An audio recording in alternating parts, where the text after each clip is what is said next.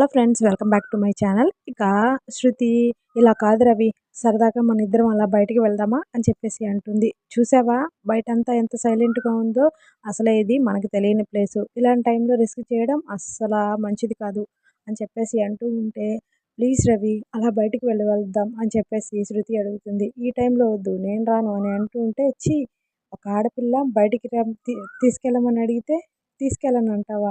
అసలు నిన్నేనా నేను ప్రేమించింది అని చెప్పేసి శృతి అలుగుతుంది.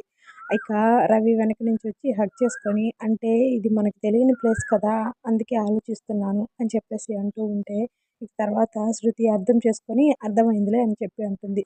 నువ్వు చెప్పు, మనం ఎలాంటి దగ్గర ఇల్లు తీసుకున్నాం అని చెప్పేసి అంటుంటే, నేను ఈ చిన్నప్పటి నుంచి ఇలాంటి ఇల్లులోనే ఉన్నాను కాబట్టి ఇలాంటిది వద్దు, మంచి గేటెడ్ కమ్యూనిటీలో ఇల్లు తీసుకున్నాం, చిన్న సైజ్ కాలనీలా ఉంటుంది అని చెప్పేసి అంటూ ఉంటే, ఇక రవి మీ అమ్మ వాళ్ళ ఇల్లు నీకే వస్తుంది కదా, దాన్ని ఏం చేద్దాం అని అడుగుతూ ఉంటే, దాని మీద నీకు ఈక్వల్ రైట్స్ ఉన్నాయి, నువ్వే ఆలోచించు అంటుంది. ఇక తర్వాత వాళ్ళ గురించి తర్వాత ఆలోచిద్దాం, కానీ ముందు మన గురించి ఆలోచిద్దాం అని చెప్పేసి శృతిని కిస్ చేస్తాడు రవి.